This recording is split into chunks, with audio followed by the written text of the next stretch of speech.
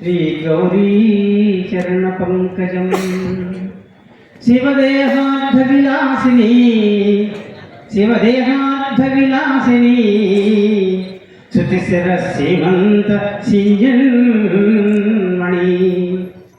భవమోహ ప్రవిదాహనైకశిఖిని భవమోహ ప్రవిదాహనైకశిఖిని భాస్వద్రవీందుస్తని భాస్వద్రవీందుస్తని నవయోనిస్థిత బిందురూపిణి శిరోనాళీక మాధ్వీపవనాంధో భుజగేశ్వరి మముదయన్ పాలింపవే శ్రీధరే మముదయన్ పాలింపవే శ్రీధరే.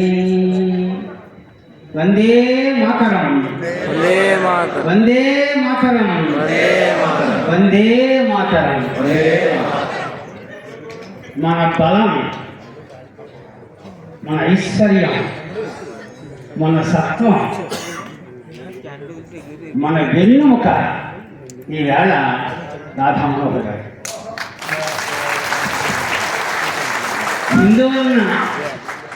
హిందూ ధర్మాన్ని నిలకడల కోసం మళ్ళీ వివేకానంద పుట్టాడనిపిస్తున్నారంటే వివేకానంద సంజాత వివేకానంద సంజాత పునరేవ హి భూతలే పునరేవ హి భూతలే. ఆవేళ వివేకానంద మనం చూడలేదు. ఆవేళ వివేకానంద శుద్ధ సత్వస్వరూపుడు. ఈవేళ శుద్ధ సత్వంగా ఉంటే లాభం లేదు, రజోగుణం ఉండాలి. ఆ రజోగుణాన్ని నాలుగు పుట్టారు రాఘవమోహన్ గారు. వివేకానంద సంజాత పునరేవ హి భూతలే. దేనికోసం? హిందూ ధర్మస్య బోధార్థం హిందూ ధర్మస్య బోధార్థం స్వయం రాధా మనోహర స్వయం రాధా మనోహర. ఆ వివేకానందుడే ఈవేళ ఈల్లో ఆల్రెడీ మళ్ళీ మన హిందూ జాగరణ చేయడం, హిందూ ధర్మాన్ని జాగృతి చేయడం కోసం, నవ చైతన్యాన్ని నింపడం కోసం, ఖండాంతరంలో కూడా వ్యాప్తిని పొందించడం కోసం ఇదో ఈ రూపంగా మనం చూస్తున్నాం. ఈ పృథువులో ఒక ముగ్గురు మహాపురుషులండి, మహాపురుషులు ఉన్నాక వాళ్ళ మూలంగా సువర్ణ పుష్పం పృథివీ శల్వంతి పురుషాశ్రయ.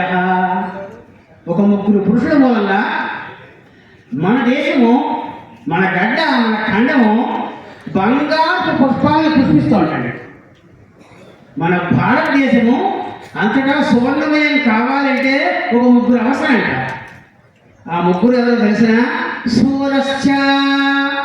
మొట్టమొదటి వాడు సూర్యుట.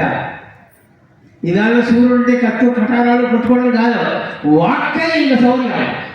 రాధా మనోహర్ గారి వాక్య రీతంలో అదే బాణము, అదే ఖండము, అదే పుష్పం మళ్ళీ మాట్లాడే. సూరశ్చ కృత విద్యశ్చ. కేవలం శౌర్యం ఉంటే లాభం లేదు, మాటలతో పడుకోవడం ఒకటి సరిపోదు, దాని వెనకాల లక్ష్యాలు ఉండాలి. హిందూ ధర్మం తలకు సూత్రాలు తెలియాలి, ధర్మ విచక్షణ ఉండాలి, భారత రామాయణ భాగవతాల ఇతిహాసాలకు జ్ఞానం ఉండాలి. ఆ జ్ఞానం కలిగిన వాడు ఎవరయ్యా అంటే కృత విద్యశ్చ రెండో వాడు. మొదటివాడు శౌర్యవంతుడు, ఆ శౌర్యం ఇంక వాక్కులో ఉంది. రెండవవాడు విద్యావంతుడు, ఆ విద్య తాలూకు రహస్యాలను పట్టుకోవడం నుంచి హిందూ ధర్మాన్ని నిలకట్టడం కోసం ఎలా అహర్హం కృషి చేస్తున్నారో మనకు తెలుస్తూనే ఉంది. సూరశ్చ కృత విద్యశ్చ యస్తు జానాతి సేవితుం. ఈ లోకాన్ని సేవ చేయడానికి పుట్టకపోతే వాడు బ్రతుకు నడుతుంటాడు. నువ్వు పుట్టే ఉంటే నువ్వు ఏమిస్తావు లోకానికి, నీ వల్ల లోకం ఏ విధంగా మేలు పొందుతోంది. లేకపోతే నీ జన్మ ఉన్నాడే లేకపోయినా ఒకటే, నువ్వు ఎవరికైనా సేవ చేసావా? ఆ సేవ చేస్తున్న మహానుభావుడు మన రాధా మనోహర్ గారి విధంగా ఖండాంతరాలు వెళ్ళి నేను భాగ్యవంతుడా కోపిస్తుడా శ్రమయే భాగ్యవాన్. ఆయన శ్రమే, కష్టపడే శక్తి ఏదైతే ఉందో ఆ శక్తి నువ్వు భాగ్యం. కానీ అటువంటి రాధా మనోహర్ గారు హిందూ ధర్మస్య బోధార్థం మార్గం సోయం రాధా మనోహర. ఇటువంటి వ్యక్తిని మనం నిలబెట్టుకోవాలి, ఇటువంటి వ్యక్తికి మనం సపోర్ట్ ఇవ్వాలి. ఈ సపోర్ట్ ఇస్తున్నారు ఇదిగో మనకి ఉదయ్ భాస్కర్ గారు.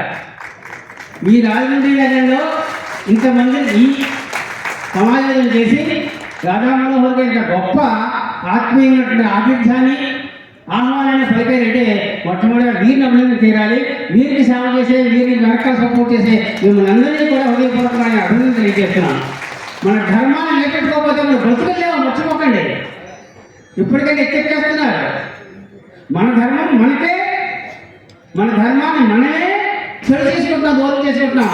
ఒక్క మాట లేకపోతే మన ధర్మాన్ని తిరుగుతున్నామండి. నేను ఎంత గొడవలు పడతాడైనా సరిగ్గా చూశాను. సీరియస్గా ఇంతో కూడా వెళ్ళాం కాశీ. ఎక్కడ రోజు తెల్లవారుతాడు లేక ఇంటూనే ఉంటాం. ఇంతమందితో దెబ్బలాడుతున్నారు, కేసులు పెట్టించుకుంటారు. ఆయన ఎందుకోసం? ఆయనకన్నా ఒరుగుతుందా? ఆయనకన్నా ఇష్టాలు వస్తాయా? ఆయనకన్నా 10 ఎకరాలు భూమి కొనుక్కుంటారు. దీనివల్ల ఏమీ లేదు. మళ్ళీ మాట తిట్లు దెబ్బలు మళ్ళీ మాట్లాడితే అయినా ఎందుకోసం చేస్తాం? జాతి బాగుపడాలి, మతం బాగుపడాలి, భారతదేశం ఉన్నతం కావాలి, చైతన్యవంతం కావాలి. ఎవరు పుట్టిందండి? అటువంటి వ్యక్తి నిజంగా మన మధ్యలో ఈ వేదిక ఆనంద కళాకేంద్రంలో ఇక్కడ మనకి మధ్యలో వచ్చారంటే నిజంగా వారికి మనం అందరం కరకాలంలో ఒకసారి నమస్కారం తెలియజేసుకున్నాం.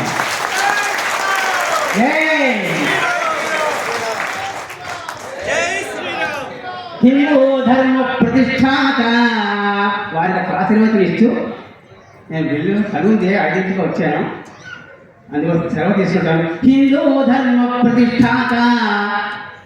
హిందూ ధర్మాన్ని మళ్ళీ నిరంతరం అలా కాపాడుకోవాలని ఒక దీపం వెలిగించామంటే గాలు వస్తూనే ఉంటాయి, చెడు గాలు వస్తూ ఉంటాయి, మంచి గాలు వస్తూ ఉంటాయి. ఇవాళ చెడు గాలే ఎక్కువ వస్తున్నాయి.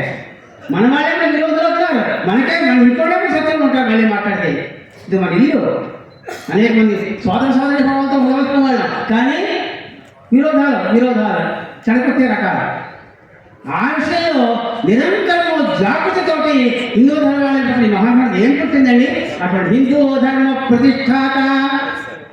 అయితే హిందూ ధర్మాలు నిలబెట్టాలంటే ధర్మాలు తెలియాలి, ధర్మం ఏదో అధర్మం ఏదో తెలియాలి. ఆ రెండో దశ మహావ్యక్తే ఈ వ్యక్తి.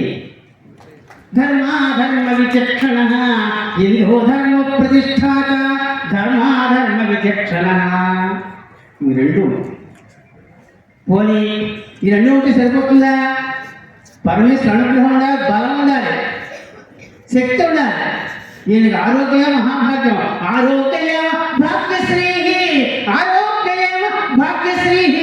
ఆయన ఆరోగ్యంగా ఉండాలి. జీవితాన్ని ఇంత ఆరోగ్యంగా ఉండి ఇంతగానో పోరాడుతూ మన ధర్మం నిలబెడుతూ మనకి సపోర్ట్గా ఉంటే మనం వారికి అలా నిలబడము చేయవలసి ఇస్తూ ఉంటాం, మనం సపోర్ట్గా ఉంటాం చెబుతూ ఆరోగ్యంగా మహాభాగ్యంగా ఉండి జియాత్ రాధా మనోహర, జియాత్ రాధా మనోహర. అటువంటి రాధా మనోహర్ దాస్ గారు హాయిగా మంచి ఆరోగ్యంతో ఆయుష్తోటి 10 మంది యొక్క సపోర్ట్ తోటి దేశాంతరాలు అలా తిరుగుతూ హిందూ ధర్మాన్ని నిలబెట్టండి. మీ వెనకాల మేము ఉంటాం.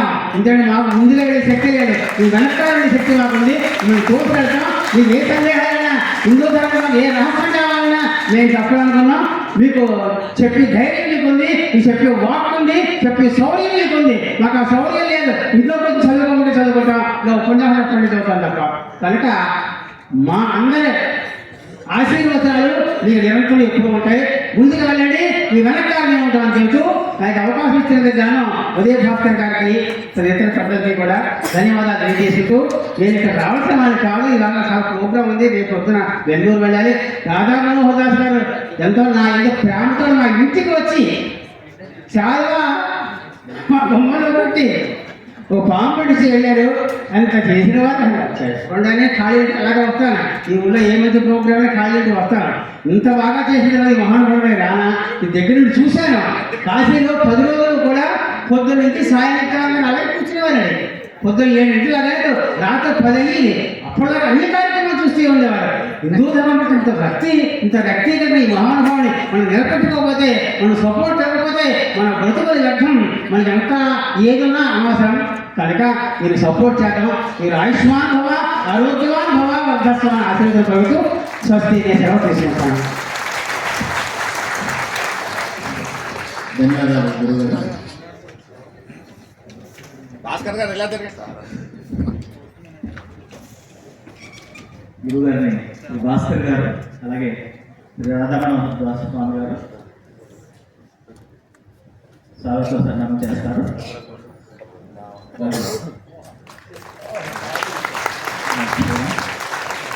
శ్రీ రంజన్ గుప్తా గారు దయచేసి వేదిక మీదకి రావాల్సిందిగా రాజేశ్వరం. శ్రీ రంజన్ గుప్తా గారు, అలాగే సదాశివం గారు మన మధ్యలో వస్తారు. సదాశివం గారు కూడా మన వేదిక మీద వస్తారు. సార్ ఇలా చూడండి సార్. సార్ ఒకసారి ఇలా చూడండి సార్.